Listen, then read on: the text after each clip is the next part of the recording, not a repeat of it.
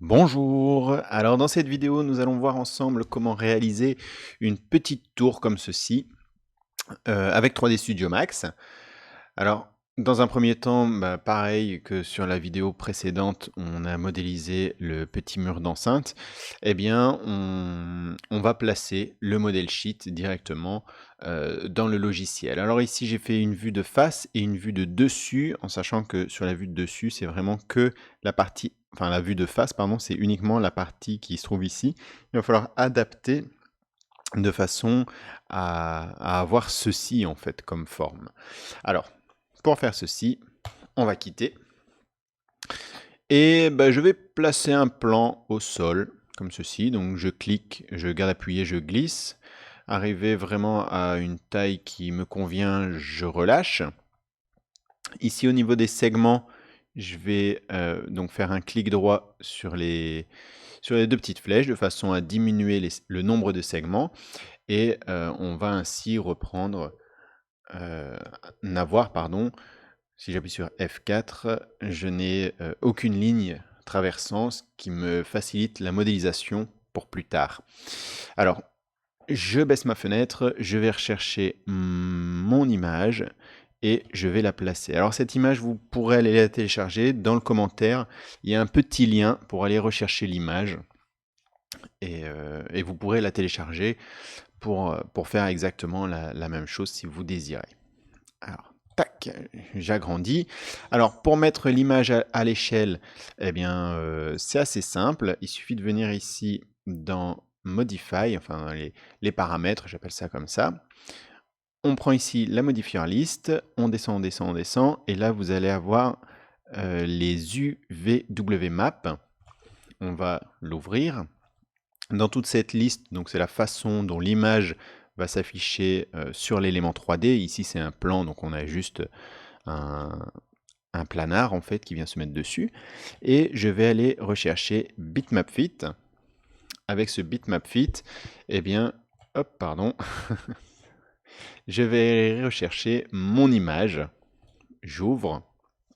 Et donc, on voit que ça s'adapte. Si c'est pas adapté correctement, on peut venir ici dans planar et agrandir ou rétrécir notre image. Alors là, on est sûr que les proportions de notre image correspondent exactement à la proportion.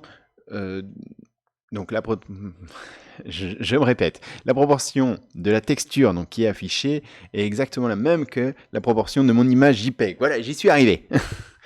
Alors, hop, je vais prendre le petit plus. Pareil, je vais faire l'angle snap pour bloquer mes angles à 5 degrés. Je vais prendre ici l'outil de rotation et je vais maintenir Shift au clavier appuyé et je vais faire une rotation de 90 ou 90 degrés suivant qu'on soit belge ou français. Hop. Voilà, comme ceci. Donc vous voyez, je l'ai juste déplacé sur l'axe X, enfin sur l'axe Y et Z, pour venir le placer. Parce que si on le bouge, eh bien, on va être décalé et ce ne sera pas bon. Donc voilà, CTRL Z. Alors, on va commencer par quoi? On va commencer par la vue ici du dessus, directement. Et donc, sur cette vue du dessus, eh bien, je vais venir placer une boîte, exactement comme la boîte qui a été dessinée. Ok. Hop, je relâche ma souris, je monte un petit peu. Donc là, j'ai le choix. Je remonte un petit peu et je clique. Une fois que c'est fait, je vais tout de suite venir ici dans Modify. Je vais faire un clic droit sur Box et passer en éditable poly. Cet éditable poly, eh bien, ça va me permettre de réaliser la forme qui se trouve juste en dessous. Alors pour la réaliser, je vais mettre en vue de dessus, donc T au clavier. J'appuie sur F3 pour montrer, donc F3, ça me montre donc le wire uniquement. F4, ça me montre le wire et en même temps les faces correctes. Alors, je suis en Edit Poly, je vais récupérer ici les vertex et je vais déjà placer mes vertex par rapport voilà, à la partie qui se trouve ici. Tac. Ensuite, hop, je descends ici, je descends là. Voilà. Et il va me manquer en fait, tac, tac, les petits coins qui se trouvent ici. Alors je vais utiliser le Swift Loop qui va me permettre de faire des découpes comme ceci tout autour de ma forme. Je vais me mettre en vue de dessus. Donc là, je suis sûr, je vais partir sur des bases vraiment carrées, hein. Enfin, vraiment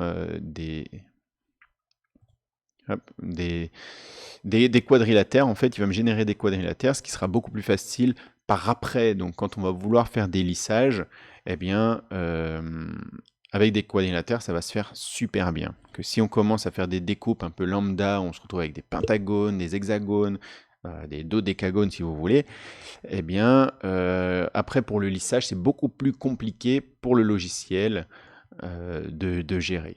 Tac. Alors, on va coller au modèle qui se trouve à la base. Donc pour l'instant, on n'a fait que la vue de dessus, hein.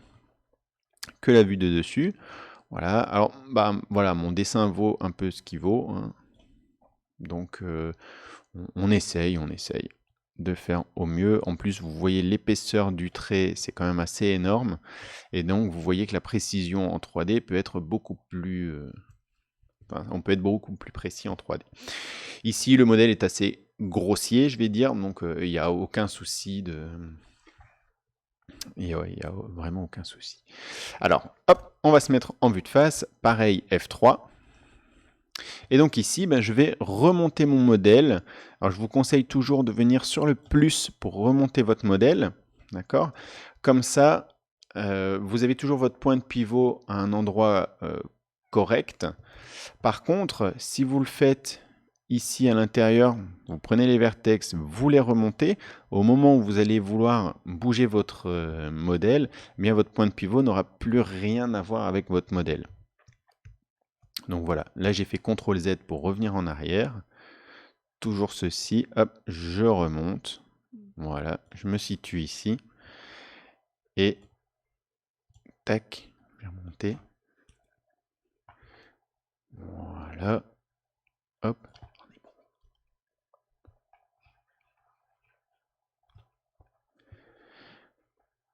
Hop, je remonte ici.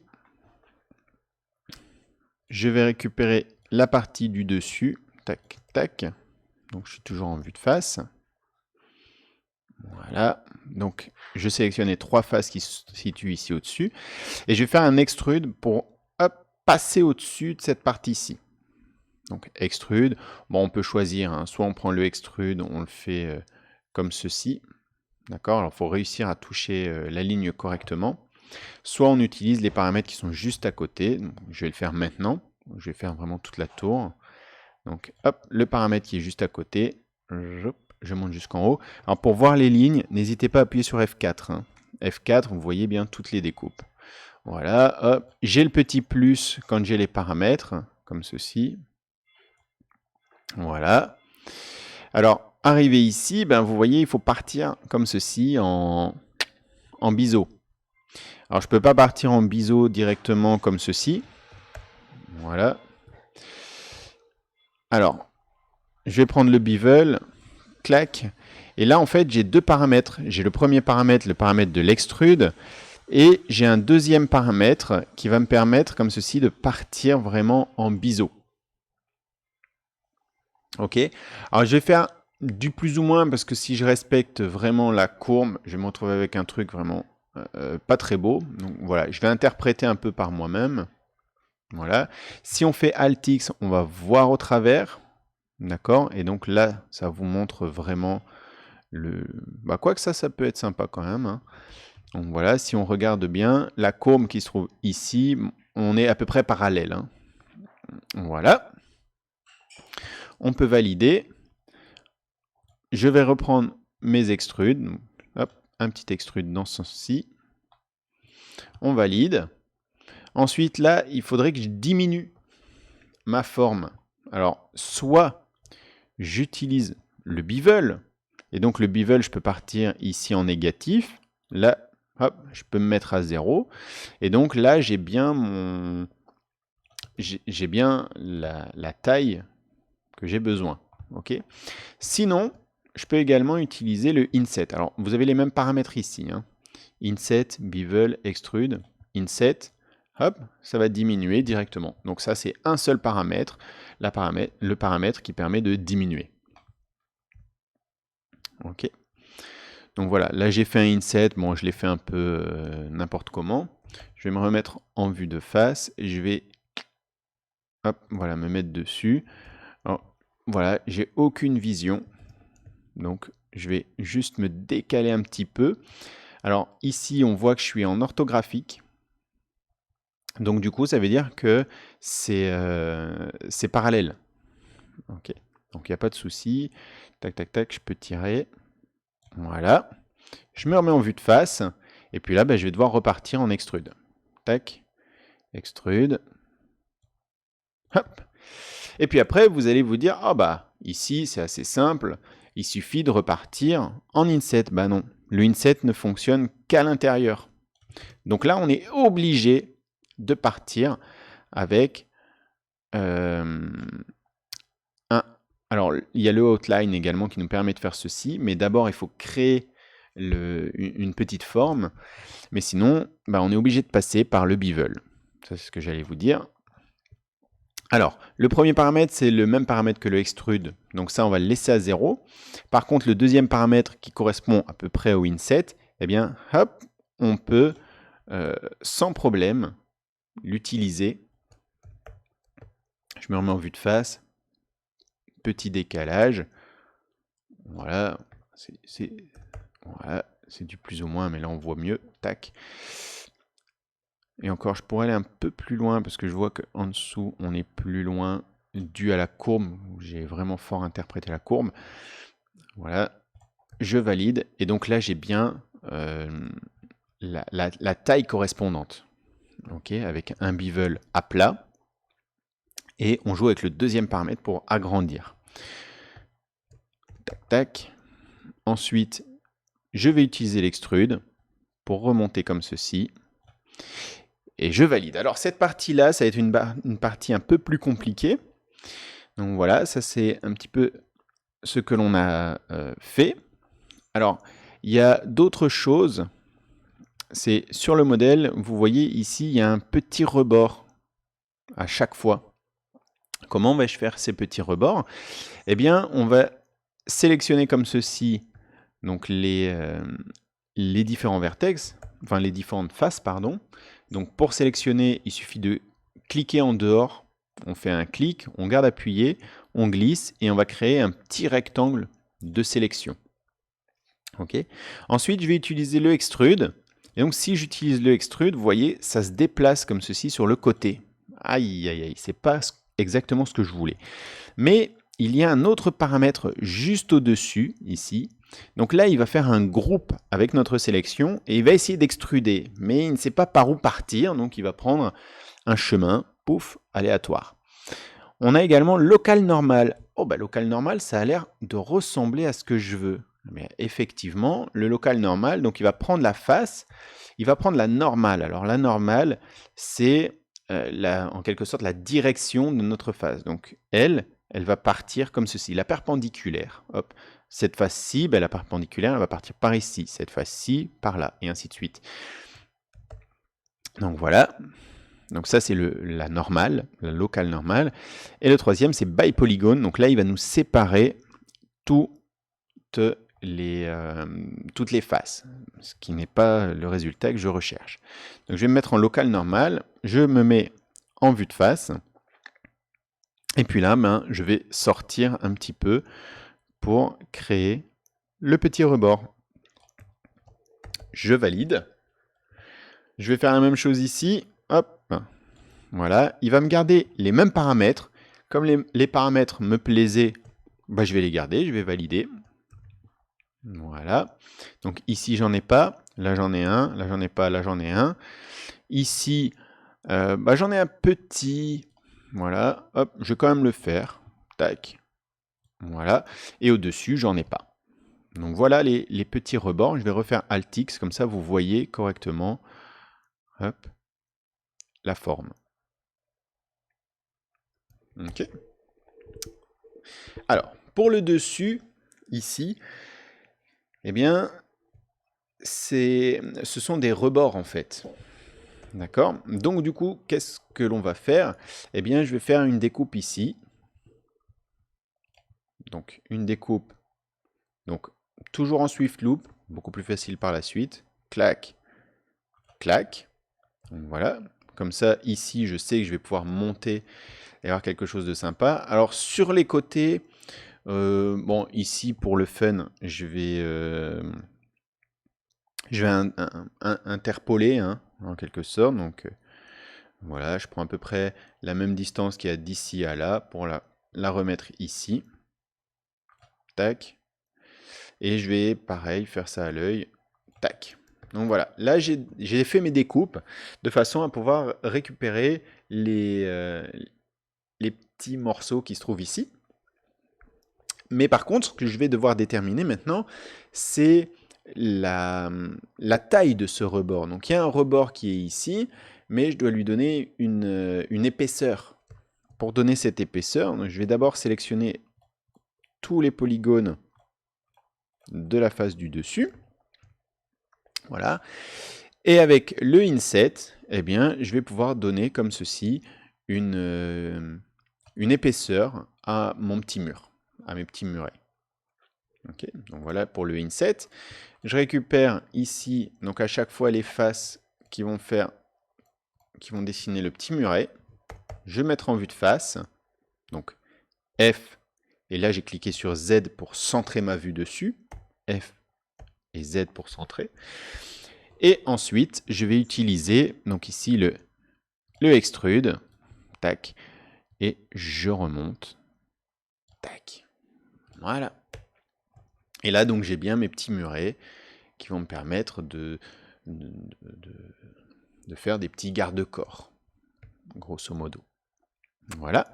Ce qu'on peut faire également, c'est creuser un peu cette partie-ci.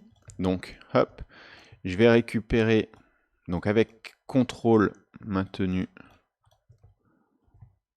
tac, je récupère toute cette partie-ci. Et puis, ben, je vais faire un extrude vers le bas, d'accord, pour donner un peu de marge. Si jamais un personnage doit venir ici, ben, hop, un peu de marge. Voilà, voilà. Alors, maintenant que l'on a fait notre tour, eh bien, on va pouvoir se concentrer sur la porte ainsi que sur la fenêtre. Tac. Donc, j'appuie sur F, j'appuie sur Z. Donc, F, et puis Z. Z, ça va me centrer la vue. F, me remettre en vue de face. Je vais utiliser Alt-X pour voir au travers. Alors ici, ma fenêtre n'est pas bien centrée, hein. On voit tout à fait par rapport ici au petit drapeau qui se trouve ici au-dessus. Ma fenêtre n'est pas centrée du tout. Moi, je vais quand même la centrer un peu sur mon modèle. Là, je vais utiliser, pareil, hein. Je vais utiliser des insets. Donc un premier inset, hop, pour donner ici la taille du montant extérieur. Un deuxième inset pour donner la taille de ma fenêtre intérieure. Et puis, ce qu'il va falloir faire, hop, je fais un clic droit pour décocher ici le inset. Et je vais sélectionner ici les 4 montants et faire un extrude vers l'avant, pour dessiner correctement. Voilà, je regarde que tout fonctionne. Voilà, et donc j'ai bien une espèce de chambranle tout autour et ma fenêtre ici au milieu. Ok. Alors cette fenêtre, si on veut, on peut la creuser davantage. Mais voilà, je vais la laisser comme ça. Pour la porte qui se trouve ici, donc on voit que ça monte, c'est cassé, puis clac, clac. Ok. Donc ici, on va s'aider de nos lignes sur les côtés. Donc on va se mettre en vue de face, Alt-X, comme ça on voit bien au travers. Et là, je vais faire, pareil, un inset. Alors, sur mon dessin, je n'ai pas de marche ici au-dessus. Alors moi, pour après, j'aime bien d'avoir quand même cette marche.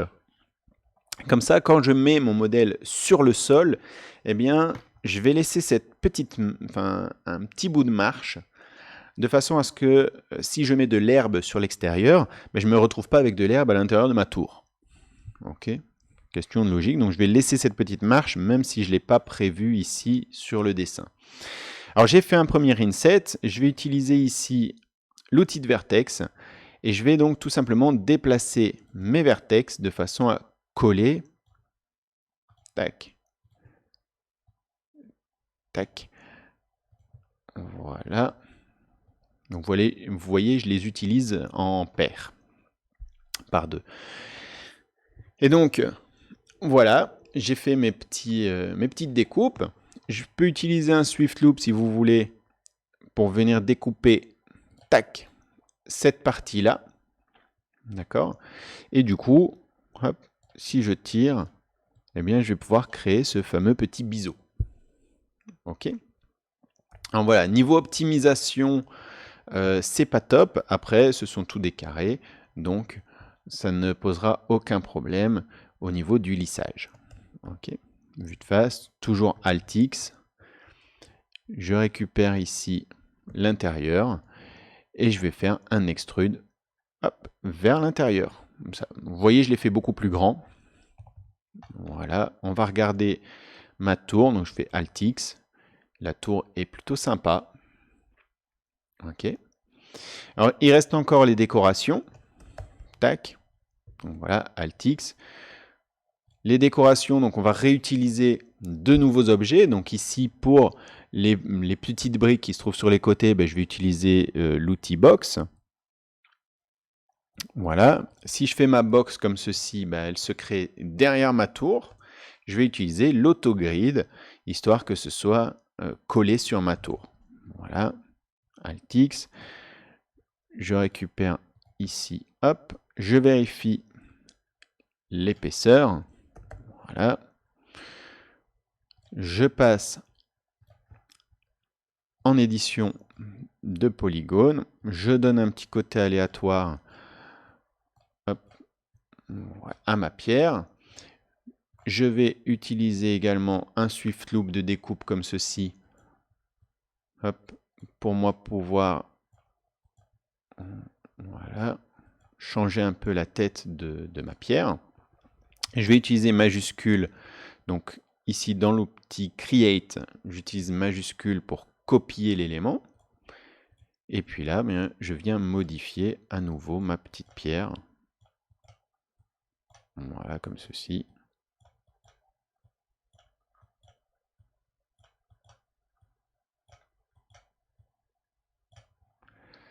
Voilà, alors, souci du détail, ça ne se verra pas, mais au moins c'est fait. Voilà. La même chose par ici, où je vais, tac, tac, tac. Voilà, tac. Donc à chaque fois, on sélectionne les points. Voilà. Voilà. Alors si vous débutez dans la 3D, certainement que vous n'allez pas avoir autant de... n'allez pas aller aussi vite.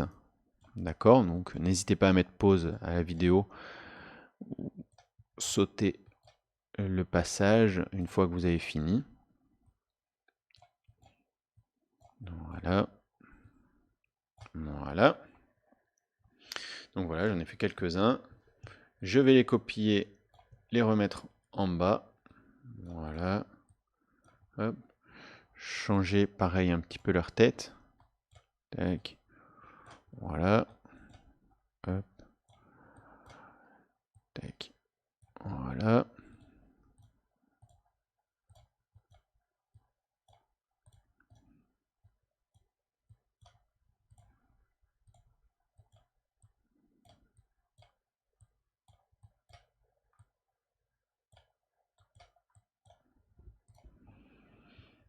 Voilà. Et pour celle-ci, je vais faire du recyclage également. Je récupère ici et là. Tac. Voilà. Alors, je regarde mon modèle. Donc ça me donne ceci. N'hésitez pas à récupérer les petites briques, okay, avec cet outil-ci. Vous prenez les petites briques, vous appuyez sur majuscule et vous les glissez. Et vous allez ainsi les replacer, voilà, en copie, toujours. Vous allez pouvoir en replacer comme ceci un petit peu sur votre tour. Donc hop, majuscule, l'outil qui se trouve ici, donc c'est un outil qui va déplacer en fait, et la majuscule va vous permettre de copier les éléments. Ok. Tac. Voilà, je vais même aller en mettre derrière. Pourquoi pas. Hop, ce sera 2 fois la même. Donc, une ici. Et encore une là. Voilà. Tac. Tac. Tac. Voilà, un petit côté un peu aléatoire au niveau de mes briques. Donc voilà déjà pour une bonne partie de la tour. Maintenant, je vais faire le petit drapeau. Eh bien, pour le petit drapeau, je vais donc utiliser ici l'outil Box et je vais m'appuyer donc en autogrid sur cette, en quelque sorte, cette partie-ci de ma tour. Ok, donc vérifiez bien, tournez bien autour de votre tour. Voilà, vous faites ceci. Hop, un petit extrude en vue de face, ça donne ceci. Et puis là, on passe directement en éditable poly avec donc éditable poly. Et là, j'ai un truc dans mon interface qui ne me plaît pas. Donc, je vais resélectionner ceci, éditable poly. Qu'est-ce que c'est que ce... Tac. Ah, voilà. Ouais, ça c'est mieux. Ah oui, pardon. Pof. Voilà. Excusez-moi, donc je me remets en déplacement. Tac, je place correctement par rapport à mon dessin de base. Je vais utiliser le Alt-X. Tac. Je n'oublie pas de faire déborder légèrement, parce que comme c'est un drapeau, forcément ça déborde un peu. Voilà. Lui, il va déborder tac, un peu vers l'arrière. Voilà. Je vais utiliser la face qui est ici et la face qui est derrière pour faire un petit extrude. Donc avec les paramètres, un petit extrude comme ceci. On va voir un peu plus. Voilà. Je vais sélectionner les points qui sont juste en dessous. Alors, ça n'est pas la même dimension. Donc ici, hop, je vais descendre comme ceci. Pas hésiter à rentrer ici en interpénétration. Et ici derrière, voilà, paf, en vue de face, je vais faire un extrude qui va descendre jusqu'ici.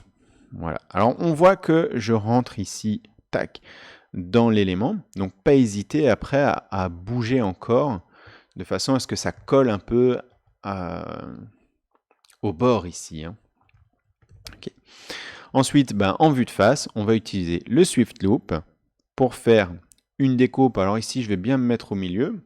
Voilà, donc j'ai utilisé le repère qu'il y avait ici pour me mettre au milieu. Et je vais prendre les vertex et il suffira de les descendre. Ok. Alors comme vous voyez, ça a créé ces petits dessins. Ok. Si je ravance, eh bien, ça va atténuer ces petits dessins. Okay, c'est parce que je suis descendu, mais j'étais comme ceci. Et donc voilà, si j'avance, ça atténue les dessins que vous avez sur votre modèle. Okay. Ensuite, eh bien, moi j'aimerais bien avoir ces fameuses petites, ce fameux petit trait. Eh bien, je vais sélectionner, tac, toutes les faces ici de devant et je vais utiliser le inset, voilà, tout simplement, pour recréer ces faces-là. Tac. Voilà, voilà. Donc voilà pour la modélisation de ma tour. Je vais pouvoir enlever tac, les modèles sheet, car tout a été modélisé. Et maintenant, je vais pouvoir passer au shader. Alors pour les shaders, vous allez venir ici dans le Material Editor et on va créer plusieurs shaders. Donc, je vais en créer un premier hop, qui sera pour ma pierre. Tac, tac, tac. Voilà, un gris comme ceci, que je vais venir placer, pouf, pour à peu près l'ensemble de ma tour. Okay, je vais appuyer sur F4, comme ça vous voyez un peu, pour à peu près l'ensemble de ma tour. Ensuite, les petites briques que j'ai rajoutées, les petites pierres, hop, je vais en prendre un nouveau, où je vais changer la couleur d'albédo. Hop, hop, voilà. Alors, ouais, c'est un petit peu moins chaud. Voilà, mais par contre, plus foncé.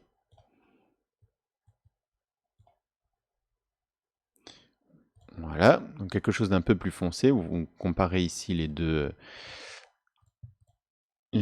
sphères de matériaux.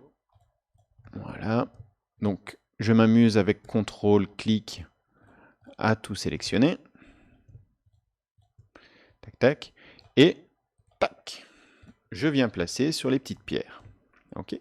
S'il y a d'autres éléments que vous voulez mettre dans votre tour de cette teinte-là, n'hésitez pas à le faire. Donc ici, par exemple, je vais sélectionner ceci.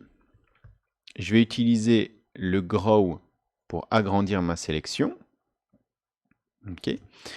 Et pareil, je vais appliquer donc, cette texture. On clique, on garde appuyé, on glisse. Okay. Voilà. Puis, je me dis, je vais faire la même chose avec ceci. Voilà. Hop. J'utilise le Grow. Je vérifie bien que ce soit bon. Et je l'applique. Tac. Voilà. Je pourrais également imaginer toute cette partie-ci. Voilà, par exemple. Tac. Et je peux l'appliquer également via cette icône-ci. Donc ça l'applique à la sélection plutôt que venir cliquer et glisser. Alors j'ai oublié quelque chose. C'est vrai, à chaque fois qu'on crée une texture, donc on a ici la couleur de base. On a la métallicité, en quelque sorte, de notre matière. Donc ici, ça n'est pas métallique, donc c'est bien 0. Et puis on a la rugosité qui se trouve ici en dessous. Et je vais mettre 0,8. 0,8, pardon. L'autre, je vais faire la même chose. Pardon, hop, j'ai oublié de cliquer 2 fois. Donc voilà, ici, 0. Et puis on va faire la même chose, 0,8. Tac. Comme ça, j'enlève cette brillance qu'il pourrait y avoir. Ok. Alors ici, je vais avoir un petit fanion. Alors ce petit fanion, je vais prendre, hop, pareil, une matière. Cette matière, je vais la mettre, je vais mettre une couleur un peu bleue comme ceci, mais un peu passée. Voilà, comme ceci. Pareil, métallicité 0, roughness, rugosité, oui, il y en a, et donc c'est 1. Hop, je vais la placer sur mon fanion. Et puis le contour, j'aimerais bien un bord un peu doré. Ah, ça tombe bien, je vais enfin avoir du métal.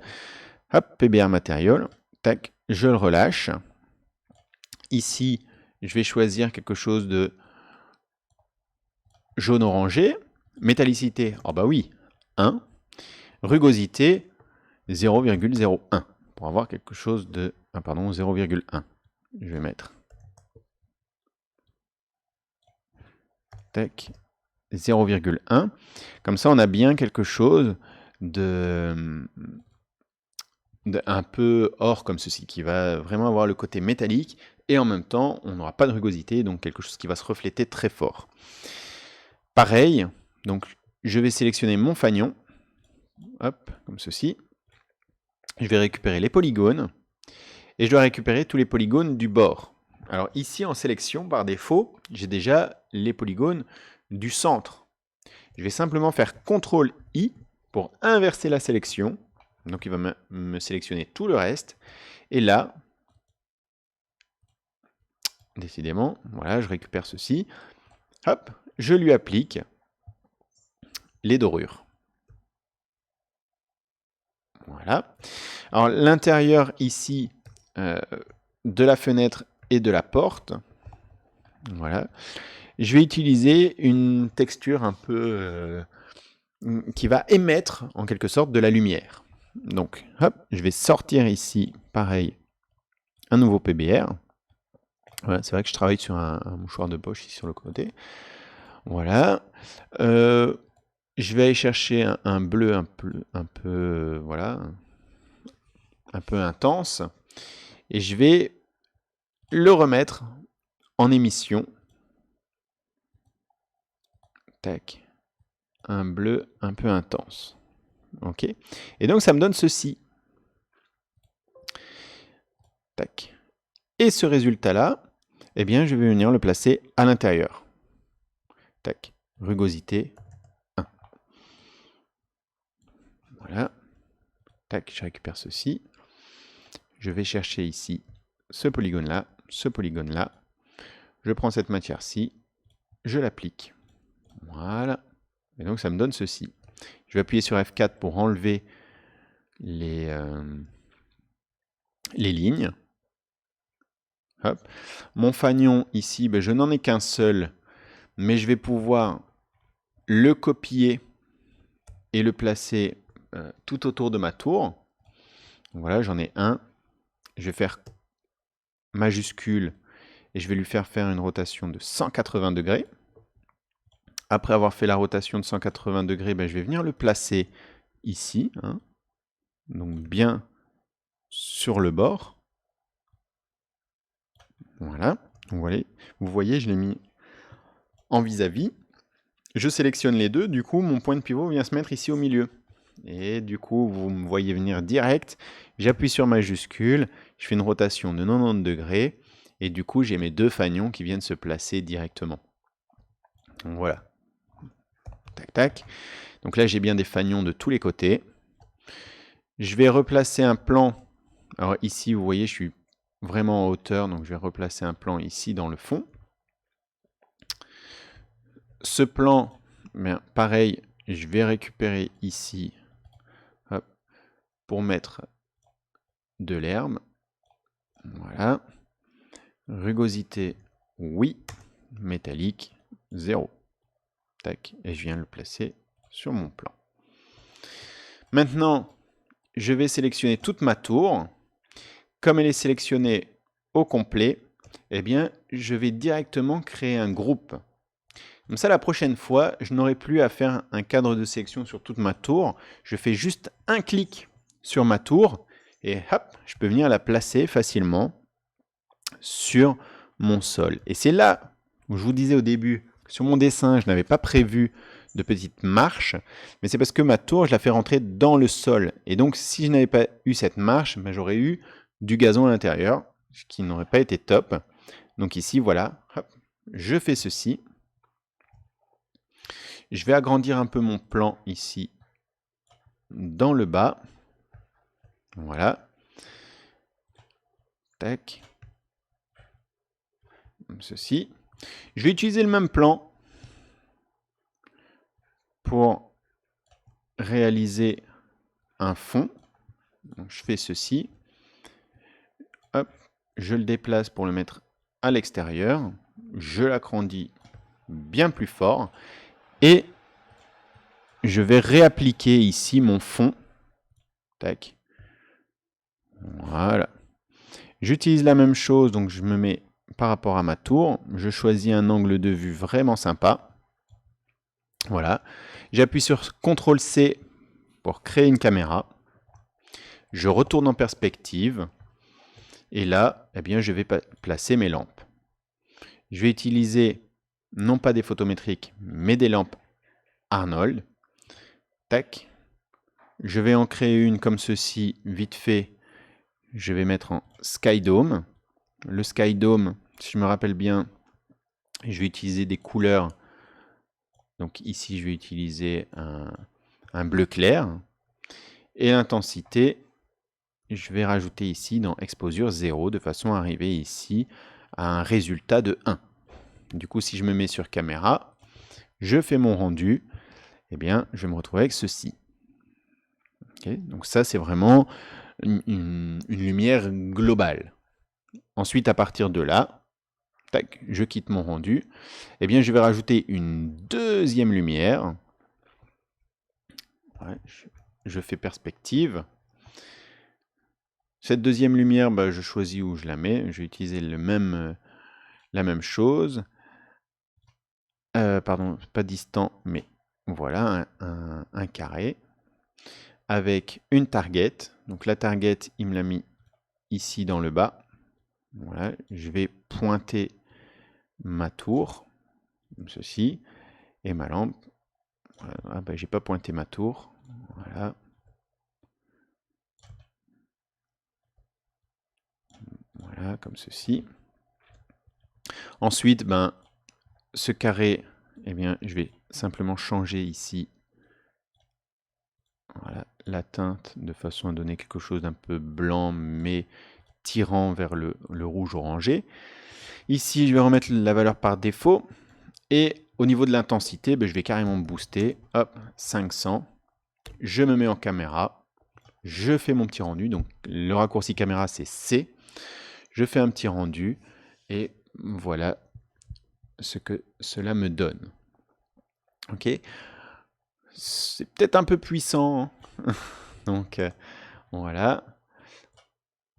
On peut jouer avec le Active Shader. Comme ça, on voit ce que ça donne. Voilà. Et là, je vais faire mon rendu. Donc, mon Active Shader, ben, d'ailleurs, je vais le quitter. Tac. Voilà, donc je l'ai quitté. Et je vais faire mon rendu. Donc, maintenant que j'ai une vue un peu sympa, je vais changer un peu ma caméra. Voilà. Petit rendu. Et donc voilà, on se retrouve avec une tour assez sympa. Ok, une modélisation à nouveau simple. Après, vous pouvez très bien par vous-même combiner les différents tutos pour pouvoir les rassembler en un seul et même fichier. Vous pouvez utiliser plusieurs fois la tour et faire un château avec 4 tours et des petites murailles intermédiaires. Ok, amusez-vous, faites-vous plaisir avec 3D Studio Max, faites des beaux rendus, des choses un peu sympas. Et donc voilà, amusez-vous en 3D. Alors, un tout grand merci d'avoir suivi cette vidéo. Si vous l'avez appréciée, n'hésitez pas à me mettre un petit pouce bleu vers le haut. Si ça n'est pas déjà fait, vous pouvez vous abonner. Et si vous êtes vraiment sympa, il y a également dans la description un Tipeee et vous allez me rajouter, vous me filez un petit pourboire. Comme ça me permettra d'acheter du matériel pour dire voilà, de streamer et de faire des vidéos encore mieux que celles que je fais maintenant. Voilà, merci beaucoup à vous de m'avoir suivi et à la prochaine pour une autre vidéo.